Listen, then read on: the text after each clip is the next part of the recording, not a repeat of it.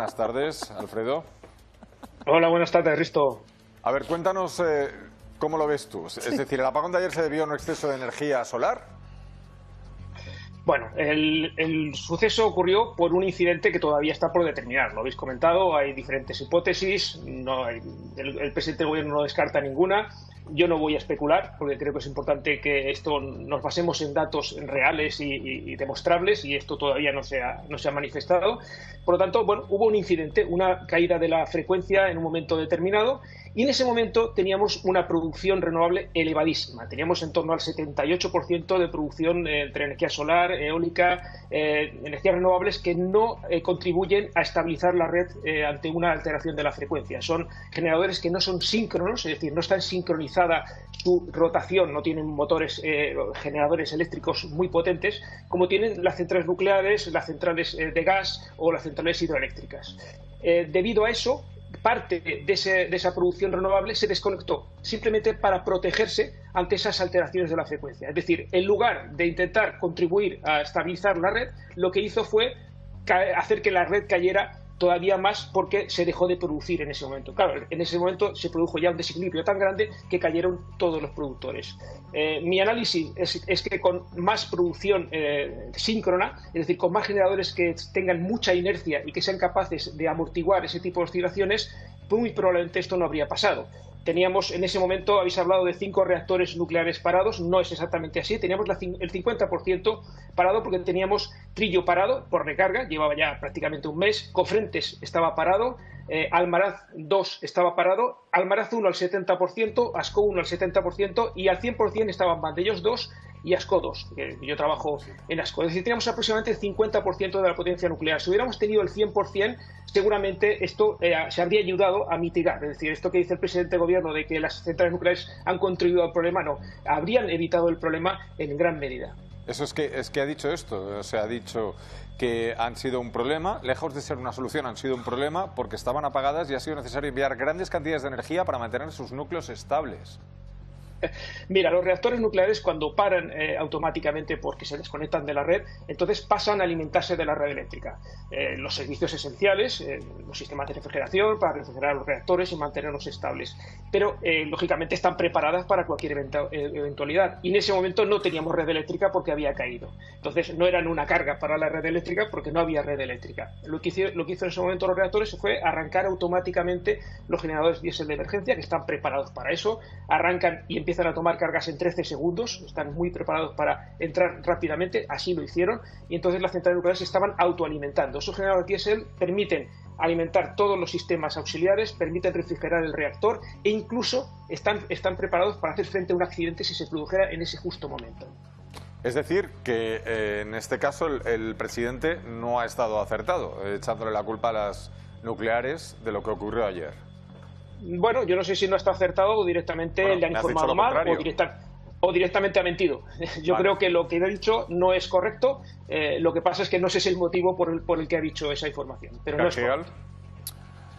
La nuclear ayer estaba, bueno, no 5 o 4,7 de 7 reactores parados. Si hubieran estado en funcionamiento, podrían haber utilizado toda esa generación eléctrica de origen nuclear, haber sido un respaldo. Podría haber habido apagones puntuales, pero no un gran apagón como se produce. Ayer no fue el problema la nuclear, creo que son los que estamos en el sector, lo tenemos claro. Hubo una mala conjunción en cuanto a la estructura de generación en un momento dado y bueno, es posible que en los próximos días se nos diga, está habiendo conexiones masivas ahora a red de nuevas instalaciones de renovables, es posible que hubiera un par de ellas también que justo una pregunta en el momento... Una pregunta a los dos, porque el presidente ha dicho quienes están vinculando este incidente a la falta de nucleares o mienten o demuestran su ignorancia. A ver, yo sin ser pro-nuclear tampoco soy antinuclear. Yo estoy en contra, creo que con los compañeros lo habla más veces. Entrar en nuevas grandes centrales nucleares, hablamos de inversiones milmillonarias, de muchos años en lo que tardas en llevarla... Pero eso sería otro problema. Pero si hubiera habido más nucleares en funcionamiento, me estáis diciendo que habría ayudado a mitigar el apagón de ayer? Hombre, según nuestras nucleares han sido pioneras a nivel mundial. Podría haberse mitigado casi en la totalidad. Sí, ya, pero bueno, he dicho en funcionamiento, más nucleares en funcionamiento. ¿Habría ayudado más funcionamiento de los actuales? Por tanto, el discurso de... Por lo tanto, ha vuelto a mentir en eso también. Pero porque las declaraciones de Pedro Sánchez en este tema son ideológicas, no prácticas. Es decir, lo que hay es el discurso antinuclear, como el discurso antinuclear forma parte del discurso pero que es que nos han acusado de mentir. Entonces, o sea, si decimos lo contrario a lo que él ha dicho... Es él, porque, claro, dice, o estáis mintiendo o estáis demostrando vuestra ignorancia. O miente o se ha metido en un lío cuando intentaba explicar que había sido problema porque estaban paradas. Creo que intenta decir algo parecido, no sé, es muy extraño. Llevamos avisando yo desde el año pasado que iba a llegar este momento. Red Eléctrica ya avisó hace 2 meses que podría haber este tipo de situaciones. ¿A quién avisáis? Repsol avisó hace 5 días. Cuando avisáis, ¿a quién avisáis? Avisamos en medios, avisamos entre los expertos del sector, ¿dónde se corta el teléfono? ¿Dónde se corta el teléfono? ¿Quién quiere? Es decir, entiendo que los expertos hacen lo que tienen que hacer. Cuidado, puede haber colapso. Es lo que estás diciendo. Bien, eso llega a algún lugar. Debe haber un responsable político que dice, cuidado, puede haber colapso. Y no hace nada. Ahora estamos en la segunda pregunta. ¿Quién o quiénes son los responsables? Claro. Alfredo, todo esto fue... Sí, si me permites, yo lo que respondería al presidente del gobierno es que es él quien está mintiendo o quien tiene una supina ignorancia de cómo funciona una red eléctrica. Creo que, lo estaba hablando ahora el compañero Carlos, realmente las centrales nucleares ayudan a estabilizar la red eléctrica por su enorme inercia. Por eso Francia también no ha caído, porque tiene 57, 58 reactores nucleares que han ayudado a mantener la estabilidad de su red eléctrica. Es lo que están haciendo la mayoría de los países avanzados del mundo, apostar por renovables y nuclear, es decir, no cerrar las nucleares por instalar más renovables. Creo que ese mix eléctrico es el que propone la Agencia Internacional de Energía. Los colegios de ingenieros hace ya varios meses que están advirtiendo al gobierno directamente con informes, con comunicados, con ruedas de prensa explicando que podíamos tener apagones apagones eléctricos debido al cierre de las centrales nucleares, y lo que hemos tenido ha sido una situación que se podría dar perfectamente en 2030 con 4 reactores nucleares parados según el Plan Nacional Integrado de Energía y Clima del Gobierno. Es decir, esta situación se podría haber dado perfectamente en 2030 y sin embargo ya se ha dado en 2025. Alfredo, por lo cual yo lo que vaticino es que en esta situación... Una pregunta a los dos, porque tú sí, el almacenamiento es como la carta de los Reyes Magos. Cuando te he preguntado el responsable me has dicho Red Eléctrica. Red Eléctrica no es el responsable. Red Eléctrica está empezando a haber una saturación de su capacidad de red. La nueva planificación va con retraso, tiene que llegar al Congreso y tiene ya las inversiones aprobadas, está todo proyectado. Necesitamos empezar a ampliar algunas subestaciones, las que se pueden ampliar porque hay otras que no son ampliables, las que no son ampliables, construir una nueva que permita toda esta interconexión de nuevas renovables y garantizar un equilibrio, equilibrio sistema. Entonces habéis corrido demasiado con las renovables cuando el sistema aún no podía subirlo. Algo se ha hecho mal. No. Es decir, se ha corrido... Sí, Alfredo. Sí, Red Eléctrica es responsable de lo que ha ocurrido en gran medida. Primero porque hace apenas el día 9 de este mes ya dijo en redes sociales que un apagón no se podía producir en España, ¿no? Y que esas informaciones que habían salido de un posible apagón por no tener potencia firme nuclear, que eran falsas y que no se correspondían a la realidad. Bueno, pues ha envejecido bastante mal esa publicación porque ya estamos viendo lo que está pasando. Pero es que Red Eléctrica es quien autorizó la parada de esos reactores nucleares. El único que estaba parado por recarga era Trillo. Los otros habían bajado el 70% de potencia o habían parado por autorización de Red Eléctrica. Es decir, Red Eléctrica es la que debe autorizar esa parada y lo hizo. Y entonces, como lo hizo, es responsable de no tener esa potencia firme. Entonces, el gobierno está intentando defender Red Eléctrica, que lógicamente es una empresa que tiene una participación pública muy importante, pero yo creo que lo que está haciendo es haciéndole un craso favor porque está mintiendo por eso. Pues, pero yo, perdona, ya llevamos para concretar este debate, porque esto tiene consecuencias luego cuando hablemos de la responsabilidad y de las indemnizaciones. Los expertos y Red Eléctrica sabían que había congestión en las redes, punto 1. Punto 2. Sabían que si las nucleares hubiesen estado en funcionamiento y no apagados, se hubiese mitigado el problema. ¿Es correcto lo que estoy diciendo? Es correcto, en gran medida. No podemos asegurar que no hubiera pasado, pero la probabilidad de haberlo mitigado habría sido mucho mayor. Por tanto, parece, si me permiten, de lo que vamos escuchando, que lo que hace el presidente de gobierno es intentar despistar la responsabilidad de Red Eléctrica. Porque es decir, eso cuesta culpa la dinero. tienen las nucleares, culpa la tiene... Porque fíjate que lo que acaba de decir ataque. Alfredo, no solo dice hace escasamente un mes que no había peligro de tener un apagón, sino que además autorizó... La presidenta de Red Eléctrica. Que además apagó, Claro, pero es que- autorizó que se apagaran las nucleares necesarias en ese momento, en el momento es que se que produciera el apagón. Esto tiene un poco más de calado. El tema es que el gobierno apuesta por cerrar las centrales nucleares y está poniendo todos los medios para que cierren las centrales nucleares, aumentando la fiscalidad. Ha aumentado un 71% la fiscalidad sobre las centrales nucleares desde el año 2019. Imagínate cualquier empresa que le aumenta la fiscalidad un 71%, ¿no? Están intentando forzar el cierre patronal. ¿Por qué han parado estas centrales nucleares? Porque los precios de la electricidad han bajado muchísimo y las centrales nucleares, con esa fiscalidad tan elevada que tienen, no pueden competir, es decir, no son rentables. Entonces, esa poca rentabilidad está forzada directamente por el gobierno, que es el que pone los Espera, no impuestos a tengáis las otra centrales nucleares. conversación aquí, que entonces no nos enteramos, perdonadme. Un momentito, sí, sigue, adelante, Alfredo. Bueno, básicamente lo que digo es que el problema artificial, y además ya lo dijo Pricewaterhouse en uno de sus últimos informes, es un problema artificial esta alta fiscalidad de las centrales nucleares, precisamente para intentar que cierren. Yo no sé el motivo, si simplemente electoral o tienen algunos otros intereses, pero realmente eso es lo que está proponiendo este gobierno. Vale, Alfredo, y ahora este plan de escuchamos cierre a Margallo. ¿Qué le preguntabas a Cajigal? No, le estaba preguntando a Cajigal cuándo empieza a ser rentable el poner en el mercado de energía nuclear. Y estábamos hablando de 38, 40 45, 50 euros. Si Es que a pones precios una actuales es una fiscalidad ruina. absoluta, lo que haces es echarlas del mercado. Por tanto, obligarlas al cierre. Es decir, esto no es casual. Pero mi pregunta es, ¿por qué Teresa Rivera, ahora responsable de este dossier en Europa, está a favor de las nucleares en toda la Unión Europea, es decir, en 26 países, menos en España? ¿Cuál es la explicación? Yo aquí en agosto, cuando estaba de vacaciones y me entrevistasteis porque para ser comisaria de energía tenía que dar un giro de 180 grados Sí. y aceptar el desarrollo de la nuclear, os dije que iba a dar ese giro. Pero bueno, pero es que es Fue un uno de giro los muy peajes. llamativo. Si es mala para todos. Y si es buena para todos. Lo A que ver, no ¿qué tiene explicación sentido... encuentras tú, Bueno, Alfredo?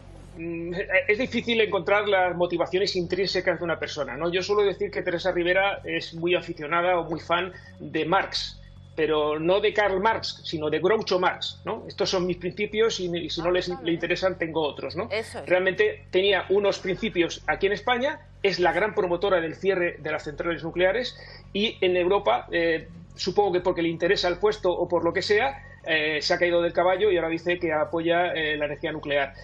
Creo que estamos jugando con cosas muy serias. Lo vimos ayer, vimos lo que pasó en la red eléctrica ayer y creo que es muy importante que no se juegue con un sector con más de 30.000 trabajadores, que aporta una proporción importante al PIB, que tenemos exportación de tecnología. España es un país que hace tecnología nuclear que también exporta a otros países y es Oye, una importante que pregunta a eso los se dos, mantenga. que igual es muy obvia, pero para descartarla. En el caso de que España produzca tanta energía, ¿no la puede vender fuera? Claro, a Reino Unido, que está siempre Nos falta interconexión. Ahí tenemos el otro Falta interconexión. problema, que es Está mal. Francia y su política de no querer ampliar las infraestructuras de interconexión, aunque venga impuesto por directrices de la Unión Europea. Hay que aumentar capacidad de interconexión un 10%, luego un 20%. Francia lo tiene parado. Con Francia tenemos 2.000 megavatios de interconexión. No es nada cuando tenemos un exceso de sobregeneración de renovables que hemos estado exportando. Ayer con el apagón justamente estábamos exportando electricidad renovable a Francia, pero también la conexión, la infraestructura de conexión, de interconexión en este caso, es muy limitada. Entonces tenemos otro problema a sumar a los demás, al problema de estructura de Un dato, generación eléctrica.